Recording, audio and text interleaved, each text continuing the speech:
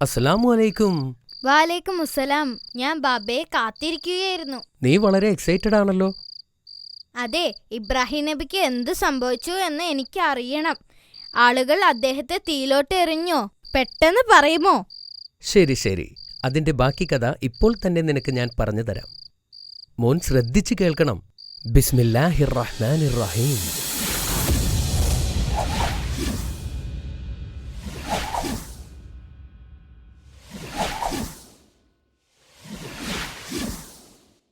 ഇബ്രാഹിം നബി തന്നെയാണ് വിഗ്രഹം നശിപ്പിച്ചതെന്ന് ജനങ്ങൾ മനസ്സിലാക്കി.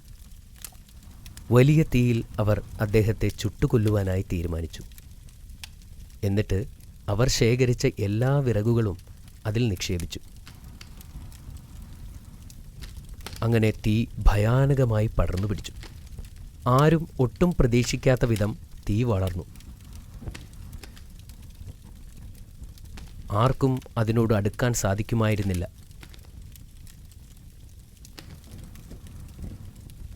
പക്ഷികൾ പോലും അതിനു മുകളിൽ പറക്കാൻ കഴിയാത്ത അത്ര ഉയരം. ബാബിലോണിലെ ഈ വലിയ തീപിടുത്തത്തെക്കുറിച്ച് പലരും കേട്ടു. ഈ പ്രതിഭാസം കാണാൻ അവർ നഗരത്തിലേക്ക് ചെന്നു. അപ്പോൾ ഇബ്രാഹിം നബി അലൈഹിസ്സലാമിൻ്റെ കൈയും കാലും കെട്ടിയിട്ട് ഒരു കവണയിൽ കയറ്റി നിർത്തി അദ്ദേഹത്തെ തീയിലേക്കെറിഞ്ഞു. പെട്ടെന്ന് തന്നെ സ്വർഗത്തിൽ നിന്നും ഒരു ദൂതൻ പ്രവാചകന്റെ മുന്നിൽ പ്രത്യക്ഷപ്പെട്ടു. അദ്ദേഹത്തോട് ചോദിച്ചു, എന്തെങ്കിലും ആഗ്രഹമുണ്ടോ? തന്നെ തീയിൽ നിന്നും രക്ഷിക്കാൻ അദ്ദേഹത്തിന് വേണമെങ്കിൽ അപേക്ഷിക്കാമായിരുന്നു. എന്നാൽ അദ്ദേഹം പറഞ്ഞു, അള്ളാഹു എന്നെ ഇഷ്ടപ്പെടുവാൻ മാത്രമേ ഞാൻ ആഗ്രഹിക്കുന്നുള്ളൂ. പിന്നീട് സംഭവിച്ചത് അത്ഭുതമായിരുന്നു. അദ്ദേഹം തീയിൽ ചെന്ന് വീണപ്പോൾ തണുപ്പാണ് അനുഭവപ്പെട്ടത്. അദ്ദേഹത്തെ കെട്ടിയിട്ടിരുന്ന കയറല്ലാതെ മറ്റൊന്നും കത്തിയില്ല.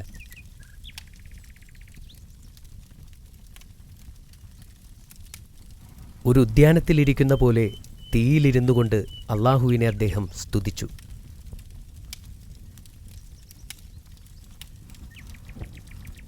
എന്താണ് അവിടെ സംഭവിക്കുന്നതെന്ന് ജനങ്ങൾക്കറിയാൻ സാധിച്ചില്ല. അതിനാൽ അവർ തീ അണയുന്നവരെ കാത്തിരുന്നു.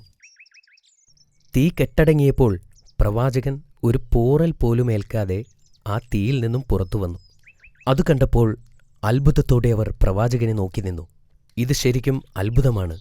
ഇബ്രാഹീമിൻ്റെ ദൈവം സത്യം തന്നെയാണ്, ജനങ്ങളിൽ ചിലർ പറഞ്ഞു.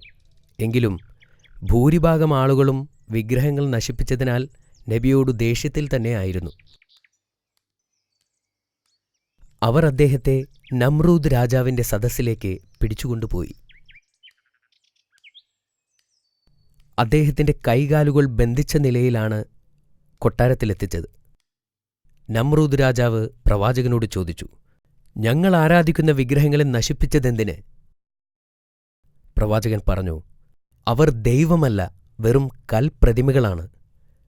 ആരാണ് യഥാർത്ഥ ദൈവമെന്ന് നമ്രൂദ് ചോദിച്ചു. പ്രവാചകൻ ശാന്തമായി മറുപടി പറഞ്ഞു, ഏക സത്യദൈവം അല്ലാഹു മാത്രമാണ്. എല്ലാ ജീവജാലങ്ങളെയും സൃഷ്ടിക്കുവാനും സംഹരിക്കുവാനുമുള്ള കഴിവ് അല്ലാഹുവിന് മാത്രമാണുള്ളത്. രാജാവ് പ്രവാചകന്റെ വാക്കുകൾ കേട്ട് കോപാകുലനായി. അവൻ കോപത്തോടെ എഴുന്നേറ്റ് നിന്നു പറഞ്ഞു, ജീവനും മരണവും എനിക്ക് നൽകാൻ കഴിയും. നിന്നെ ഞാനത് കാണിക്കാം. രണ്ടുപേരെ കോടതി മുറിയിലെത്തിക്കുവാൻ അദ്ദേഹം കൽപ്പിച്ചു. അതിൽ ആദ്യത്തവനെ കൊല്ലുവാൻ നമ്രൂദ് ആവശ്യപ്പെട്ടു. ഒരു ഭടൻ വാളെടുത്ത് ഒരു അടിമയെ കൊന്നു. നോക്ക്, ജീവനെടുക്കാനുള്ള അധികാരം എനിക്കുണ്ട്. അവൻ അടുത്ത അടിമയെയും കൊല്ലുവാൻ ആവശ്യപ്പെട്ടു. ഭടൻ വാളെടുത്ത് വീശുന്നതിന് തൊട്ടുമുമ്പ് രാജാവ് കൽപ്പിച്ചു, അവനെ കൊല്ലരുത്, അവൻ ജീവിക്കണം.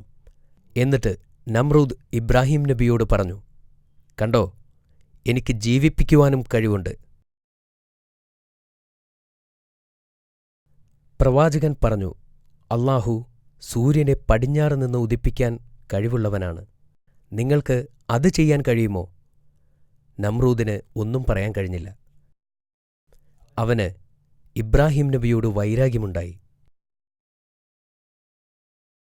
ഇബ്രാഹിം നബി അലൈഹിസ്സലാം ജനങ്ങളോട് അല്ലാഹുവിൽ വിശ്വസിക്കാൻ ആവശ്യപ്പെട്ടു. ബാബിലോണിലെ ഒരു പുരുഷനും ഒരു സ്ത്രീയുമൊഴികെ ആരും തന്നെ ഇബ്രാഹിം നബിയുടെ വാക്കുകൾ ശ്രദ്ധിക്കാൻ തയ്യാറായിരുന്നില്ല. ആ സ്ത്രീയുടെ പേര് സാറ എന്നും പുരുഷന്റെ പേര് ലൂത്ത് എന്നുമായിരുന്നു. ലൂത്ത് പിന്നീട് പ്രവാചകനായിത്തീർന്നു.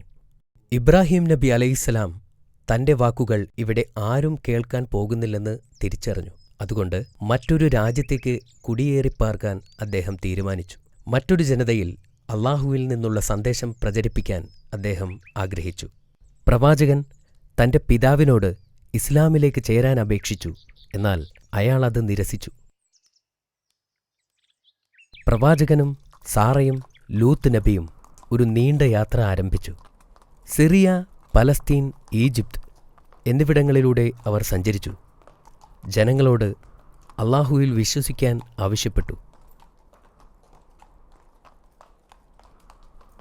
ഇതിനിടയിൽ പ്രവാചകനായ ലൂത്ത് നബി അലൈഹിസ്സലാം ചാവുകടൽ തീരത്തേക്ക് കുടിയേറി അവിടെ ഇസ്ലാമിക പ്രബോധനം ആരംഭിച്ചു.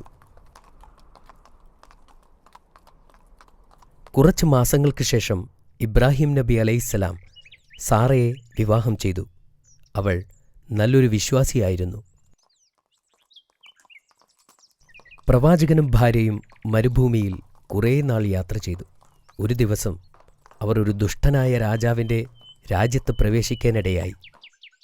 ദുഷ്ടനായ രാജാവ് പ്രവാചകന്റെ സുന്ദരിയായ ഭാര്യയെക്കുറിച്ചറിഞ്ഞു. രാജാവ് പ്രവാചകനെ തന്റെ മുമ്പിൽ ഹാജരാക്കാൻ ഒരു ഭടനെ അയച്ചു. രാജാവിന്റെ മുമ്പിൽ പ്രവാചകനെ കൊണ്ടുവന്നു. നിങ്ങളുടെ കൂടെയുള്ള സ്ത്രീ ആരാണ്? രാജാവ് ചോദിച്ചു. പ്രവാചകൻ തന്റെ സഹോദരിയാണെന്ന് മറുപടി പറഞ്ഞു. സാറയെ രാജസദസ്സിൽ കൊണ്ടുവരാൻ ദുഷ്ടനായ രാജാവ് പ്രവാചകനോട് കൽപ്പിച്ചു. അവരെ പരിചയപ്പെടാൻ തനിക്ക് ആഗ്രഹമുണ്ടെന്ന് രാജാവ് പറഞ്ഞു. പ്രവാചകൻ തന്റെ ഭാര്യയോട് പോയി പറഞ്ഞു, രാജാവ് നിന്നെ കാണാൻ ആവശ്യപ്പെട്ടിട്ടുണ്ട്. എന്നാൽ അവിടെ ചെല്ലുമ്പോൾ നീ എൻ്റെ ഭാര്യയാണെന്ന് പറയരുത്. നീ എൻ്റെ സഹോദരിയാണെന്നാണ് ഞാൻ പറഞ്ഞിട്ടുള്ളത്. സാറ രാജാവിൻ്റെ അടുക്കലെത്തിയപ്പോൾ രാജാവ് അവളുടെ സൗന്ദര്യം കണ്ട് മതിമറന്നു. അദ്ദേഹം സാറയെ പിടിക്കാനായി ശ്രമിച്ചു. എന്നാൽ സാറയുടെ അടുത്തെത്തിയതും രാജാവിൻ്റെ കൈ അനക്കാൻ സാധിച്ചില്ല. ദുഷ്ടനായ രാജാവ് ഭയപ്പെട്ടു. അവൻ അപേക്ഷിച്ചു, നിങ്ങൾ എനിക്ക് വേണ്ടി അള്ളാഹുവിനോട് പ്രാർത്ഥിക്കുക. ഞാൻ ഒരിക്കലും ഒരു ദ്രോഹവും വരുത്തുകയില്ല. സാറ അള്ളാഹുവിനോട് പ്രാർത്ഥിച്ചപ്പോൾ ആ ദുഷ്ടനായ രാജാവിൻ്റെ കൈകൾ സുഖം പ്രാപിച്ചു. പക്ഷേ വീണ്ടും സാറയെ കയറിപ്പിടിക്കാൻ രാജാവ് മുതിർന്നു. അവന്റെ കൈകൾ വീണ്ടും അനങ്ങാതെയായി. ദുഷ്ടനായ രാജാവ് വീണ്ടും സാറയോട് അപേക്ഷിച്ചു, വീണ്ടും അള്ളാഹുവിനോട് പ്രാർത്ഥിക്കാൻ. സാറ അള്ളാഹുവിനോട് പ്രാർത്ഥിച്ചപ്പോൾ ആ ദുഷ്ടനായ രാജാവിൻ്റെ കൈകൾ സുഖം പ്രാപിച്ചു. സാറ ഒരു സാധാരണ സ്ത്രീയല്ലെന്ന് രാജാവ് തിരിച്ചറിഞ്ഞു. അങ്ങനെ അവൻ സാറയ്ക്കൊരു സമ്മാനം നൽകി. അവൻ തൻ്റെ ദാസിമാരിൽ ഹാജറ എന്നു പേരുള്ള ഒരു അടിമയെ സാറയ്ക്ക് നൽകി. അതിനുശേഷം അവളെ വീട്ടിലേക്ക് അയച്ചു. സാറ തിരിച്ചു വന്നപ്പോൾ ഇബ്രാഹിം നബി കാര്യങ്ങൾ അന്വേഷിച്ചു. ആ ദുഷ്ടനായ രാജാവിനെ അള്ളാഹു ഒരു പാഠം പഠിപ്പിച്ചു. അവനെക്കൊണ്ട് അവൻ്റെ ദാസിയെ എനിക്ക് സമ്മാനമായി നൽകിച്ചു. വർഷങ്ങൾ കഴിഞ്ഞു. ഇബ്രാഹിം നബിയുടെ മുടി നരച്ചു തുടങ്ങി. അപ്പോഴും ഇബ്രാഹിം നബി ആളുകളെ ഇസ്ലാമിലേക്ക് ക്ഷണിച്ചുകൊണ്ടേയിരുന്നു. സാറയ്ക്കും പ്രായമായി. ഇനി തനിക്കൊരു കുഞ്ഞിന് ജന്മം നൽകാൻ സാധിക്കില്ലെന്ന് അവൾക്ക് മനസ്സിലായി. അതുകൊണ്ടുതന്നെ അടിമയായ ഹാജറയെ വിവാഹം കഴിക്കാൻ സാറ ഇബ്രാഹിം നബിയോട് ആവശ്യപ്പെട്ടു. അവൾക്ക് ഒരു നല്ല കുഞ്ഞിനെ നൽകി അനുഗ്രഹിക്കുവാൻ അള്ളാഹുവിനോട് പ്രാർത്ഥിക്കുകയും ചെയ്തു. മാസങ്ങൾക്ക് ശേഷം ഹാജറ ഒരു ആൺകുഞ്ഞിന് ജന്മം നൽകി. അവന് ഇസ്മായിൽ എന്നു പേരിട്ടു. കാലങ്ങൾ ഒരുപാട് കടന്നുപോയി.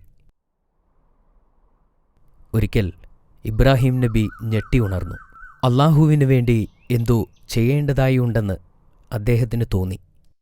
അദ്ദേഹം ഹാജറയുടെ അടുത്തു ചെന്ന് പറഞ്ഞു, ഒരു യാത്ര പോകേണ്ടതുണ്ട്. ഇസ്മായിലിനെയും കൂട്ടി തയ്യാറായി നിൽക്കൂ. ഇബ്രാഹിം നബിയും ഭാര്യയും കുട്ടിയായ ഇസ്മായിലും ഒരു ദൂരയാത്രയ്ക്ക് പുറപ്പെട്ടു.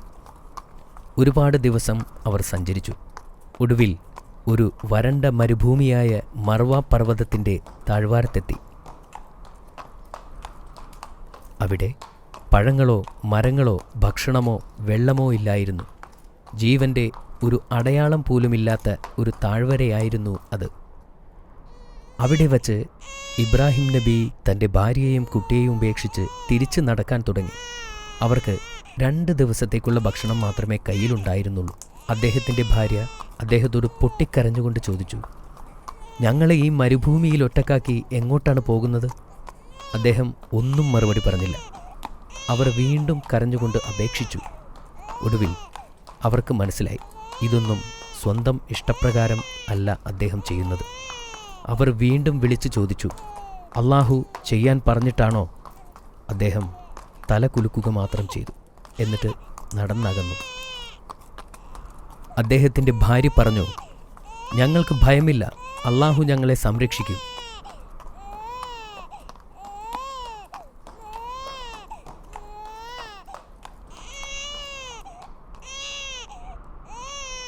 തൻ്റെ ഭാര്യയ്ക്കും കുഞ്ഞിനും ആവശ്യമുള്ള ഭക്ഷണവും വെള്ളവും സംരക്ഷണവും നൽകി അനുഗ്രഹിക്കാൻ ഇബ്രാഹിം നബി അള്ളാഹുവിനോട് പ്രാർത്ഥിച്ചുകൊണ്ടിരുന്നു. ഹാജറയും കുഞ്ഞ് ഇസ്മായിലും ആ മരുഭൂമിയിൽ ഒറ്റപ്പെട്ടു.